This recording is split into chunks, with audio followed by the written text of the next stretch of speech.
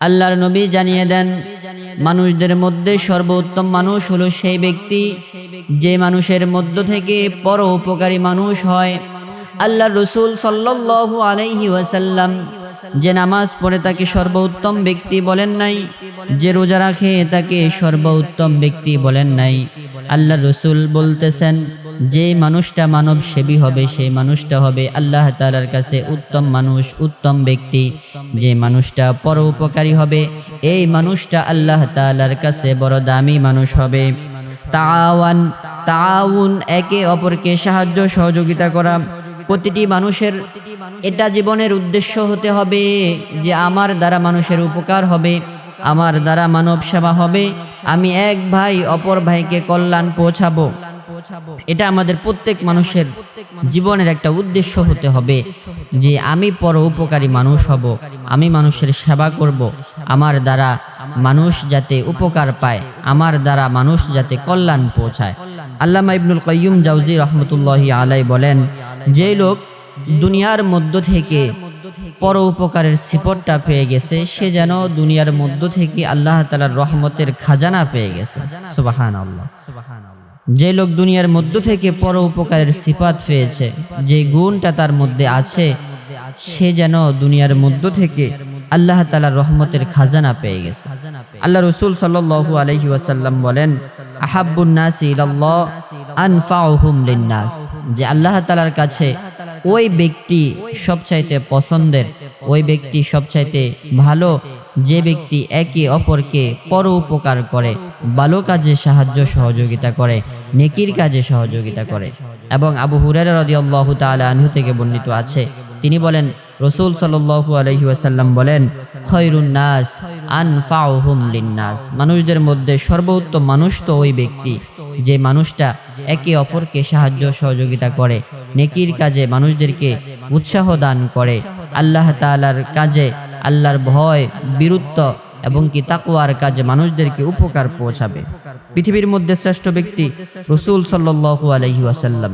এই পৃথিবীর মধ্যে আল্লাহ তাআলা যত রকমের মানুষ মাখলুকাত পাঠিয়েছেন, পৃথিবীর মধ্যে সর্বশ্রেষ্ঠ মানব, সর্বশ্রেষ্ঠ মানুষ আল্লাহ তাআলা আমার আপনার রাসূলকে বানিয়েছেন। আমার আপনার রাসূলকে আল্লাহ তাআলা চরিত্রের দিক থেকে শ্রেষ্ঠ রাসূল বানিয়েছেন। আমার আপনার রাসূলকে আল্লাহ তাআলা সৌন্দর্যের দিক থেকে শ্রেষ্ঠত্ব দান করেছেন। আমার আপনার রাসূলকে আল্লাহ তাআলা বাবা হিসাবে শ্রেষ্ঠ বাবা বানিয়েছেন, স্বামী হিসাবে শ্রেষ্ঠ স্বামী বানিয়েছেন, শিক্ষক হিসাবে শ্রেষ্ঠ শিক্ষক বানিয়েছেন। আল্লাহ রাসূলকে আল্লাহ তাআলা পৃথিবীর সমস্ত গুণ দিয়ে পাঠিয়েছেন এবং কি যত ধরনের শ্রেষ্ঠত্ব আছে আল্লাহ তাআলা সমস্ত শ্রেষ্ঠত্ব আমার আপনার রাসূলকে দান করেছেন। কিতাবের মধ্যে আছে যে আল্লাহ রাসূলকে আল্লাহ তাআলা পৃথিবীর মধ্যে যত শ্রেষ্ঠত্ব আছে সকল শ্রেষ্ঠত্ব দান করেছেন। আসমানে যত শ্রেষ্ঠত্ব আছে সকল শ্রেষ্ঠত্ব দান করেছেন। জমিনের মধ্যে যত শ্রেষ্ঠত্ব আছে সকল শ্রেষ্ঠত্ব আল্লাহ তাআলা দান করেছেন। আল্লাহ রাসূলকে আল্লাহ তাআলা কবরের জগতে যত শ্রেষ্ঠত্ব আছে তত শ্রেষ্ঠত্ব আল্লাহ তাআলা দান করেছেন। আল্লাহ রাসূলকে আল্লাহ তাআলা মিজানের পাল্লায় যত শ্রেষ্ঠত্ব আছে সকল শ্রেষ্ঠত্ব আল্লাহ তাআলা দান করেছেন। ফুলসিরাতের ফুলের মধ্যে শ্রেষ্ঠত্ব আল্লাহ তাআলা দান করেছেন। আল্লাহ তাআলা জান্নাতের মধ্যে যত শ্রেষ্ঠত্ব আছে সকল শ্রেষ্ঠত্ব আমার আপনার রাসূলকে আল্লাহ তাআলা দান করেছেন। সুবহানাল্লাহ। এমন একজন রাসূলের উম্মত আমি, এমন একজন রাসূল যে রাসূলের মধ্যে পর উপকারীর গুণ সবচাইতে বেশি ছিল, পর উপকারীর সিফত সবচাইতে বেশি ছিল।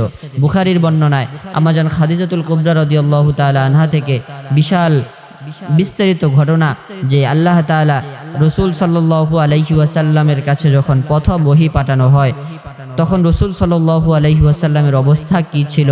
আর আম্মা জান খাদিজা রাদিয়াল্লাহু তাআলা আনহা আল্লাহ রাসূল সাল্লাল্লাহু আলাইহি ওয়াসাল্লামকে রাসূলুল্লাহর কয়েকটি গুণ ধরে ধরে আল্লাহ রাসূলকে সান্ত্বনা দিচ্ছেন। এই কোরআন, এই কিতাব, এই দ্বীন, এই ইসলাম আমার আপনার কাছে এমনিতেই আসে নাই। আমার আপনার কাছে এগুলো অনেক সাহাবীদের কুরবানি, রাসূল সাল্লাল্লাহু আলাইহি ওয়াসাল্লামের কষ্ট, আম্বিয়াদের কষ্ট, সাহাবা আজমানদের কষ্ট, তাবেঈনদের কষ্ট, আইয়ামে মুজতাহিদিনদের কষ্ট, মুজাহাদার ফলে এই দ্বীন আমার আপনার কাছে এসেছে। বুখারীর বর্ণনায় 3 নম্বর হাদিস, লম্বা চড়া হাদিস। এই হাদিসের মধ্যে আল্লাহ তাআলা যখন আল্লাহ রসুল সাল্লাল্লাহু আলাইহি ওয়াসাল্লামের কাছে ওহী প্রেরণ করেন, তখন রসুল সাল্লাল্লাহু আলাইহি ওয়াসাল্লামের কি অবস্থা হয়েছে আল্লাহ তাআলা আল্লাহ রসুল সাল্লাল্লাহু আলাইহি ওয়াসাল্লাম এই হাদিসের মধ্যে এটা বলেন যে আল্লাহ রসুল সাল্লাল্লাহু আলাইহি ওয়াসাল্লামের কাছে যখন আল্লাহ তাআলা হযরত জিবরাইল আলাইহিস সালামকে পাঠালেন, জিবরাইল আলাইহিস সালাম রসুল সাল্লাল্লাহু আলাইহি ওয়াসাল্লামকে এসে বললেন ইকরা। আল্লাহ রসুল সাল্লাল্লাহু আলাইহি ওয়াসাল্লাম বললেন মা আনা বিকারিন, আমি তো পড়তে পারি না, আমি পড়তে জানি না। হযরত জিবরাইল আলাইহিস সালাম আল্লাহ রসুল সাল্লাল্লাহু আলাইহি ওয়াসাল্লামকে বুকের মধ্যে জড়িয়ে ধরে চাপ দিলেন, আল্লাহ রসুলকে ছেড়ে দিলেন, আবার বললেন ইকরা, আপনি পড়েন। আল্লাহ রসুল বললেন মা আনা বিকারিন, আমি তো পড়তে জানি না, পড়তে পারি না, কখনো পড়া কারো থেকে শিখি নাই। আল্লাহ রসুলকে হযরত জিবরাইল আবার জড়িয়ে ধরে চাপ দিলেন, আবার ছেড়ে দিলেন। আল্লাহ রসুলকে হযরত জিবরাইল আলাইহিস সালাম তৃতীয়বার আবার বললেন ইকরা, আপনি পড়েন। আল্লাহ রসুল বললেন মা আনা বিকারিন, আমি তো পড়তে জানি না, দুনিয়ার কোনো মানুষের কাছে আমি পড়া শিখি নাই, হাতে কলমে কেউ আমাকে শিক্ষা দেয় নাই। আল্লাহ রসুলকে তৃতীয়বার হযরত জিবরাইল আলাইহিস সালাম বুকের মধ্যে নিয়ে চাপ দিলেন, রসুল সাল্লাল্লাহু আলাইহি ওয়াসাল্লাম ব্যথা পেলেন। তৃতীয়বারের পরে আল্লাহ রসুল সাল্লাল্লাহু আলাইহি ওয়াসাল্লাম বললেন ইকরা বিসমি রাব্বিকাল্লাযী খলাক, হে প্রভু, হে রসুল, আপনি পড়েন আপনার প্রভুর নামে। আল্লাযী আল্লামা বিল কলাম খলাকাল ইনসানা মা লাম ইয়ালাম। আল্লাহ তাআলা সূরা আলাকের প্রথম 5 আয়াত নাজিল করলেন। আল্লাহ রসুল সাল্লাল্লাহু আলাইহি ওয়াসাল্লাম হেরা গুহা থেকে আম্মাজান খাদিজার ঘরের সামনে এসে বললেন, ও খাদিজা, জাম্মিলুনি জাম্মিলুনি, তুমি আমাকে কম্বল দিয়ে আবৃত করে দাও। খশিতু আলা নফসি, আমি আমার নফসের ব্যাপারে ভয় পাইতেছি। আম্মাজান খাদিজা রাদিয়াল্লাহু তাআলা আনহা আল্লাহ রসুল সাল্লাল্লাহু আলাইহি ওয়াসাল্লামকে কম্বল দিয়ে আবৃত করে দিলেন। রসুল সাল্লাল্লাহু আলাইহি ওয়াসাল্লামের পুরো শরীরের মধ্যে কাঁপুনি দিয়ে জ্বর চলে এসে আল্লাহ রসুল সাল্লাল্লাহু আলাইহি ওয়াসাল্লাম আম্মাজান খাদিজাতুল কুবরা রাদিয়াল্লাহু তাআলা আনহুকে ডাক দিয়ে বলে, ও খাদিজা, আমার সাথে এমন একটা ঘটনা ঘটেছে। একজন মানুষ যিনাকে আমি চিনি না, তার সাথে আমার কখনো সাক্ষাৎ হয় নাই, সে আমার কাছে এসেছে, আমার কাছে এসে কোরআনের ওহী আমার কাছে নাজিল করেছে, আমাকে রসুল বলেছে, আল্লাহ তাআলার পক্ষ থেকে নবুয়ত দান করেছে। এই কথাগুলো যখন আম্মাজান খাদিজা রাদিয়াল্লাহু তাআলা আনহাকে বললেন, আল্লাহ রসুল সাল্লাল্লাহু আলাইহি ওয়াসাল্লাম সাথে সাথে বললেন খশিতু আলা নফসি, আমি আমার নফসের ব্যাপারে ভয় পাইতেছি, আমি আশঙ্কা বোধ করতেছি। আমি এই দাওয়াতি কার্যক্রম নিয়ে আল্লাহ রসুল সাল্লাল্লাহু আলাইহি ওয়াসাল্লাম ভয় পাইতেছেন। আম্মাজান খাদিজা স্বামীর এই কঠিন বিপদের সময় আল্লাহ রসুল সাল্লাল্লাহু আলাইহি ওয়াসাল্লামকে সান্ত্বনা দিচ্ছেন। পৃথিবীর মহিলারা তারা তাদের স্বামীর ব্যাপারে সব সময় অসন্তুষ্ট থাকে। স্বামী যতই তাদের জন্য কোরবানি কষ্ট করতে থাকুক, সারাদিন যতই মুজাহাদা করুক, সারাদিন যত কষ্ট করুক, গামার্ত শরীরে যখন বাড়ির মধ্যে আসে, তারপরেও ওই স্বামীর প্রতি তার স্ত্রীগুলো খুশি থাকে না, সন্তুষ্ট থাকে না, সারা জীবনে স্বামীর কোনো গুণ পায় না। এই সমস্ত নাফরমান মহিলাদের জন্যই আল্লাহ তাআলা জাহান্নাম রেখেছেন। আল্লাহ রসুল সাল্লাল্লাহু আলাইহি ওয়াসাল্লাম সব সময় বলতেন, তোমরা স্বামীদের সাথে নাফরমানি করিও না। মহিলাদেরকে সতর্ক করতেন, স্বামীদের ইতাআত করো, স্বামীদের হুকুম মানো। আল্লাহ রসুল সাল্লাল্লাহু আলাইহি ওয়াসাল্লামের কঠিন বিপদের সময় তার স্ত্রী ঢাল হয়ে দাঁড়ালেন আম্মাজান খাদিজাতুল কুবরা রাদিয়াল্লাহু তাআলা আনহু। আল্লাহ রসুল সাল্লাল্লাহু আলাইহি ওয়াসাল্লামকে বললেন, কাল্লা ওয়াল্লাহি মা ইউখজিকাল্লাহু আবাদা, হে রাসূল, আপনি চিন্তা করবেন না, পেরেশান হবেন না, টেনশন করবেন না। কাল্লা ওয়াল্লাহি মা ইউখজিকাল্লাহু আবাদা, আমি আল্লাহর কসম করে বলতেছি, নিশ্চয়ই আল্লাহ তাআলা কখনো আপনাকে লাঞ্ছিত করবে না, অপদস্থ করবে না। আম্মাজান খাদিজা আল্লাহ রসুল সাল্লাল্লাহু আলাইহি ওয়াসাল্লামকে বলেন যে আল্লাহ রসুল, আল্লাহর কসম, আল্লাহ তাআলা আপনাকে কখনো লাঞ্ছিত, অপমানিত, অপদস্থ করবেন না। কেন করবেন না? আম্মাজান খাদিজা আল্লাহ রসুলের কয়েকটি গুণ ধরে ধরে আল্লাহ রসুলকে সান্ত্বনা দিচ্ছেন। দেখেন, যে স্বামী ফেরেশানগ্রস্ত অবস্থায় আছে, স্ত্রীর কাছে তার যখন সমস্যাগুলো বলল, তো স্ত্রী স্বামীকে সাহস দিচ্ছেন, স্ত্রী স্বামীকে সহযোগিতা করছেন, যে তাকে বাহাবা দিচ্ছেন, আপনি চিন্তা করবেন না, আল্লাহ তাআলা আপনাকে কখনো লাঞ্ছিত করবে না, অপদস্থ করবে না, এই কথাগুলো বলে সান্ত্বনা দিচ্ছেন। আমাদের সমাজের যে সমস্ত মহিলারা ওনাদের স্বামীদের ব্যাপারে সন্তুষ্ট না, স্বামীদেরকে সান্ত্বনা দেয় না, স্বামীদের আমানত রক্ষা করে না, বরং গুনাহের মধ্যে লিপ্ত হয়ে যায়। স্বামী যদি দূর প্রবাসের মধ্যে থাকে, সে দেশের মধ্যে গুনাহে লিপ্ত হয়ে যায়, স্বামীর কষ্টার্জিত সম্পদ সে নষ্ট করে ফেলে, অন্য কাউকে দিয়ে দেয়, তার সম্পদ তাকে বিভিন্নভাবে তাকে হেনস্থা করে এবং কি তার সম্পদগুলো বিভিন্নভাবে নষ্ট করে ফেলে, স্বামীর আমানত সে রক্ষা করতে পারে না। অথচ নেককার জান্নাতি রমণী কেমন হবে? জান্নাতি রমণীদের গুণ তো এটাই হবে, তার স্বামী যখন কোনো বিপদের মধ্যে পড়ে যায়, কোনো সমস্যার মধ্যে পড়ে যায়, স্বামী যখন তাকে কথাগুলো বলবে, সে তাকে মানসিকভাবে সাপোর্ট করবে, মানসিকভাবে তাকে সান্ত্বনা দিবে, যাতে তার স্বামী মানসিকভাবে ভেঙে না পড়ে। আল্লাহ রাসূল সাল্লাল্লাহু আলাইহি ওয়াসাল্লাম যখন আম্মা জান খাদিজাকে বলল, খাশিতু আলা নাফসি, আমি আমার নফসের ব্যাপারে ভয় পাইতেছি, আম্মা জান খাদিজা বলল, কাল্লা ওয়াল্লাহি মা ইউখজিকাল্লাহু আবাদা, হে রাসূল আপনি চিন্তা কেন করছেন, পরেশান কেন হচ্ছেন? আল্লাহর কসম করে বলতেছি, আপনাকে আল্লাহ তাআলা কখনো লাঞ্ছিত অপমানিত করবেন না। সুবহানাল্লাহ। আম্মা জান খাদিজা রাদিয়াল্লাহু তাআলা আনহু আল্লাহ রাসূল সাল্লাল্লাহু আলাইহি ওয়াসাল্লামকে যখন এই কথাগুলো বললেন, বলার সাথে সাথে রাসূলুল্লাহ সাল্লাল্লাহু আলাইহি ওয়াসাল্লামের কয়েকটি গুণ নিয়ে আম্মা জান সান্ত্বনা দিচ্ছেন। হে রাসূল, ইন্নাকা লাতাসিলুর রাহিমা ওয়া তাহমিলুল কাল্লা ওয়া তাকসিবুল মা'দুম ওয়া তাকরিদ দাঈফ ওয়া তুঈনু আলা নওয়াইবিল হক। হে রাসূল, আপনার কাছে এই গুণগুলো আছে, যে গুণগুলো যদি কোনো মানুষের মধ্যে থাকে, আল্লাহ তাআলা এমন ভালো মানুষকে পৃথিবীর মধ্যে লাঞ্ছিত অপমানিত করেন না। আল্লাহ রাসূল সাল্লাল্লাহু আলাইহি ওয়াসাল্লামের গুণগুলো ধরে ধরে আম্মাজান সান্ত্বনা দেয়। ইন্নাকা লাতাসিলুর রাহিমা, হে রাসূল নিশ্চয়ই আপনি আত্মীয়তার বন্ধন ছিন্ন করেন না, আত্মীয়তার বন্ধন অটুট রাখেন। আল্লাহ তাআলা আল্লাহ রাসূল সাল্লাল্লাহু আলাইহি ওয়াসাল্লাম আত্মীয়তার বন্ধন ছিন্ন করার ব্যাপারে হাদিসের মধ্যে কঠোর হুঁশিয়ারি দিয়েছেন।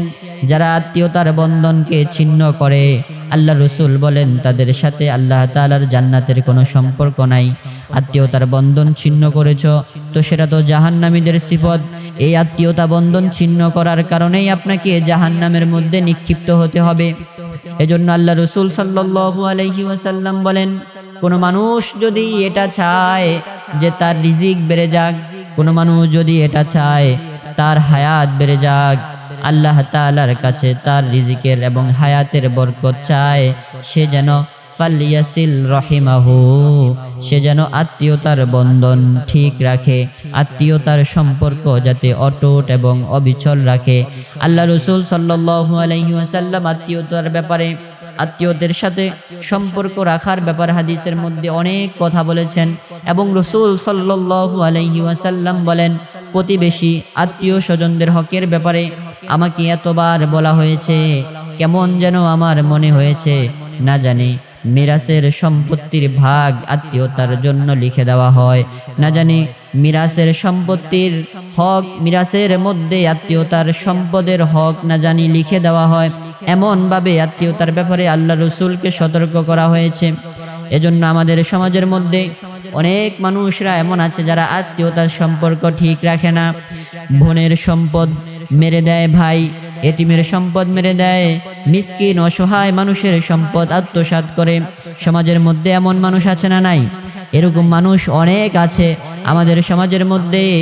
ভাই তার বোনের সাথে সম্পর্ক নাই, বোন তার ভাইয়ের সাথে সম্পর্ক নাই, ভাই ভাইয়ের সাথে 10 বছর 15 বছর হয়ে গেছে কথা বলে না, ভাই বোনের সাথে 5 বছর 7 বছর হয়ে গেছে কথা বলে না।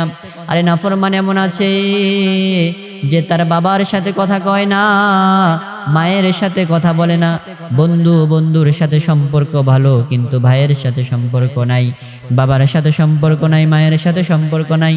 এমন আত্মীয়তা বন্ধন ছিন্নকারী আল্লাহ তাআলার দুশমন, রাসূলের দুশমন। আল্লাহ রাসূল সাল্লাল্লাহু আলাইহি ওয়াসাল্লাম বলেন, যে ব্যক্তি আত্মীয়তার বন্ধন ছিন্ন করবে সে আল্লাহর জাহান্নামের মধ্যে যাবে, আল্লাহর জান্নাতের ঘ্রাণ সে পাবে না। আল্লাহ রাসূল সাল্লাল্লাহু আলাইহি ওয়াসাল্লামের অনেক গুণের মধ্যে সর্বশ্রেষ্ঠ একটা গুণ, ইন্নাকা লা তাসিলুর রহিমা। হে রাসূল, নিশ্চয়ই আপনি আত্মীয়তার বন্ধনকে ছিন্ন করেন না, অটুট রাখেন, অবিচল রাখেন, আত্মীয়তার সাথে আপনি ভালো ব্যবহার করেন। ওয়া তাহমিলুল কাল্লা, আপনি অসহায়দের বোঝাকে আপনি লাঘব করে দেন। অসহায় যারা আছে আপনার সামনে তাদেরকে আপনি সাহায্য করেন, সহযোগিতা করেন, তাদেরকে আপনি ধমক দেন না। ওয়া তাকসিবুল মাদুম, এতিম, অসহায়, বৃদ্ধ, মহিলা যারা আছে, যারা কামাই রুজি করতে পারে না, এদেরকে আপনি সাহায্য সহযোগিতা করেন। ওয়া তাকরিদ দাইফ, হে রাসূল, আপনি তো মেহমানদের সম্মান করেন, মেহমানদের সাথে ভালো ব্যবহার করেন, আপনি তো মেহমানদেরকে মেহমানদারি করেন, মেহমানদেরকে আপনি খুব আনন্দের সাথে আপনি তাদেরকে রিসিভ করেন, মেহমান আসলে আপনি নারাজ হন না। আল্লাহ রসুলের অনেকগুলো গুণের সাথে একটা গুণ এটাও ছিল যে রসুল সাল্লাল্লাহু আলাইহি ওয়াসাল্লাম মেহমানদারিকে পছন্দ করতেন। তাহলে আমাদের রসুলের অনেকগুলো গুণের মধ্যে একটা গুণ ছিল আত্মীয়তার বন্ধনকে উনি অটুট রাখতেন। দ্বিতীয় গুণ ছিল যে তিনি অসহায় মানুষ তার সামনে যারা ছিল তাদেরকে তিনি সাহায্য সহযোগিতা করতেন। তৃতীয় গুণ ছিল যারা এতিম, মিসকিন, অসহায়, খাবারের জন্য কামাই রোজগার করতে পারে না, বিধবা আছে, এ সমস্ত মানুষদেরকে খাবার দিয়ে, এ সমস্ত মানুষদেরকে টাকা পয়সা দিয়ে সদাকা করে এদেরকে সাহায্য সহযোগিতা করতেন। এরপরে আল্লাহ রসুলের আরেকটা গুণ ছিল যে রসুল সাল্লাল্লাহু আলাইহি ওয়াসাল্লাম মেহমানদেরকে সম্মান করতেন, মেহমানদারি করতেন। ওয়া তুঈনু আলা নাওয়াইবিল হক, এবং যারা হকের উপরে আছে আল্লাহ রসুল সাল্লাল্লাহু আলাইহি ওয়াসাল্লাম তাদেরকে সহযোগিতা করতেন। আল্লাহ রসুল সাল্লাল্লাহু আলাইহি ওয়াসাল্লাম সব সময় মাজলুমের পক্ষে থাকতেন, যে জুলুম করেছে তার বিপক্ষে থাকতেন।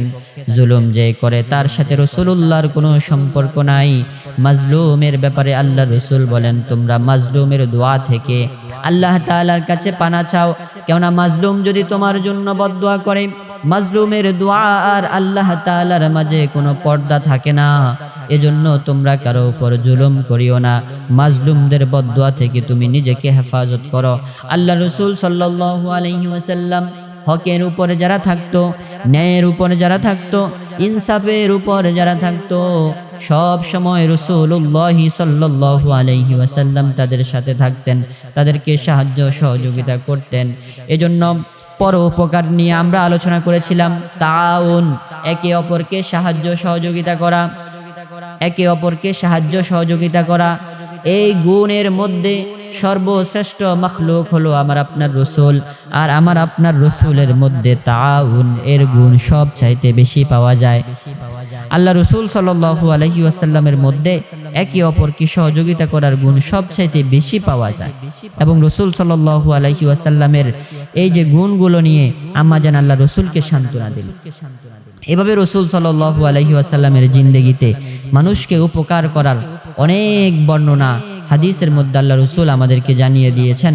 রসুল সাল্লাল্লাহু আলাইহি ওয়াসাল্লামের কাছে হাদিসের মধ্যে এসেছে যে আল্লাহ রসুল সাল্লাল্লাহু আলাইহি ওয়াসাল্লামের কাছে কোনো মানুষ সাহায্যের জন্য এসেছে, আর রসুল সাল্লাল্লাহু আলাইহি ওয়াসাল্লাম বলেছে আমার কাছে নাই।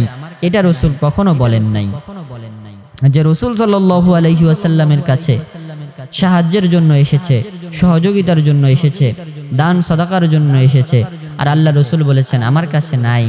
আল্লাহ রসুলের সাথে কখনো এটা হয় নাই। আনসারী সাহাবীদের এক জামাত রসুল সাল্লাল্লাহু আলাইহি ওয়াসাল্লামের কাছে এসেছেন। আল্লাহ রসুল সাল্লাল্লাহু আলাইহি ওয়াসাল্লামের কাছে এই জামাতের সকল মানুষগুলো একটা একটা করে তাদের প্রয়োজনের জরুরতের জিনিসগুলো চাইতেছেন। আল্লাহ রসুল সাল্লাল্লাহু আলাইহি ওয়াসাল্লাম তাদেরকে সব কিছু তাদের চাহিদা মতো দান করে দিলেন। তাদেরকে যখন আল্লাহ রসুল দান করে দিলেন, দ্বিতীয়বার রসুল সাল্লাল্লাহু আলাইহি ওয়াসাল্লামের কাছে আবার সব আনসারীদের মধ্য থেকে সবগুলো আবার রাসূলুল্লাহ সাল্লাল্লাহু আলাইহি ওয়াসাল্লামের কাছে আবার একটা একটা করে জিনিস চায়। আল্লাহ রসুল সাল্লাল্লাহু আলাইহি ওয়াসাল্লাম দ্বিতীয়বারও সব কিছু তাদেরকে দিয়ে দিলেন। তৃতীয়বার আবার রসুল সাল্লাল্লাহু আলাইহি ওয়াসাল্লামের কাছে আবার চায়, ইয়া রাসূলুল্লাহ আমাকে এটা দান করেন, আমাকে এটা দান করেন, আমাকে এটা দান করেন। প্রত্যেকজনের এক একটা চাহিদা আল্লাহ রসুল সাল্লাল্লাহু আলাইহি ওয়াসাল্লাম আবার সবাইকে দান করে দিলেন। একবার দিলেন, দুইবার দিলেন, তিনবার দিলেন। এবং কি রসুল সাল্লাল্লাহু আলাইহি ওয়াসাল্লামের কাছে যত সম্পদ ছিল সবগুলো তাদেরকে দান করে দিলেন। আল্লাহ রসুল বললেন, এই সাহাবীরা, আমার কাছে কোনো সম্পদ থাকুক, যতক্ষণ পর্যন্ত সম্পদ আমার কাছে জমা আছে, আমি রসুলের কাছে সম্পদ জমা করাটাকে পছন্দ করি না, যতক্ষণ পর্যন্ত এগুলো তোমাদের কাছে দান না করে শেষ করে না দেই। দান করে যতক্ষণ পর্যন্ত শেষ করে না দেই, ততক্ষণ পর্যন্ত সম্পদ জমা রাখা আমার রসুলের পছন্দ না। অথচ আমাদের সমাজের মানুষগুলো এতিমদের সাথে খারাপ আচরণ করে, মিসকিনদের সাথে খারাপ আচরণ করে। আমাদের সমাজের মানুষগুলো কারো কাছে যদি আপনি 1 টাকা চান, 1 টাকা দিলেন, যদি আবার চান বলে লোভী মানুষ। লোভী মানুষটাকে ভর্ৎসনা করে। মিসকিন আপনার কাছে 5 টাকা চেয়েছে, আবার দিলেন, আবার যদি চায় আপনি বলেন লোভী মানুষ। তার সম্পদের লোভ বেশি দেখা যায়, সে সম্পদের প্রতি আগ্রহশীল বেশি। এমন মানুষদের ভাগ্য আল্লাহ তাআলা বদলায় না, তাকে ভর্ৎসনা করতে থাকে বিভিন্ন কটু কথা দিয়ে। অথচ রাসূল সাল্লাল্লাহু আলাইহি ওয়াসাল্লাম ততক্ষণ পর্যন্ত ওনার কাছে যে সম্পদগুলো জমা আছে এটা পছন্দ করতেন না যে আমার কাছে সম্পদ জমা থাকুক, সম্পদ আসছে তো তাড়াতাড়ি করে সাদাকা করে দিতেন। এই আনসারী সাহাবীদের জামাতটা তাদের কওমের কাছে গিয়ে বলল, এ আমার কওমেরা, তোমরা সকলেই মুহাম্মাদের উপর ইসলাম নিয়ে আসো, মুহাম্মাদের উপর ঈমান আনো। কেউ না মুহাম্মদ এমন দানবীর, যে দানবীর মানুষদেরকে দান করতে করতে নিজের কাছে সম্পদ শেষ হয়ে যাবে এই চিন্তা করে না। হাদিসের ব্যাখ্যার মধ্যে বলে, আনসারী সাহাবীদের এই দাওয়াত শুনে অসংখ্য মানুষ কালিমা পড়ে আল্লাহ রসুলের উপর ঈমান এনেছে। এটা ছিল রসুল সাল্লাল্লাহু আলাইহি ওয়াসাল্লামের ফরৌকা উপকারের সিফত। এজন্য যে এক ভাই অপর ভাইকে উপকার করা, এক ভাই অপর ভাইকে সাহায্য সহযোগিতা করা, আপনি যদি এটা বেশি বেশি করতে পারেন তো আল্লাহ তাআলার কাছে আপনি দামি গোলাম হবেন, রসুল সাল্লাল্লাহু আলাইহি ওয়াসাল্লামের কাছে দামি উম্মত হবেন। আল্লাহ তাআলা আমাদের সবাইকে এক ভাই অপর ভাইকে পরোপকার করার তৌফিক দান করেন।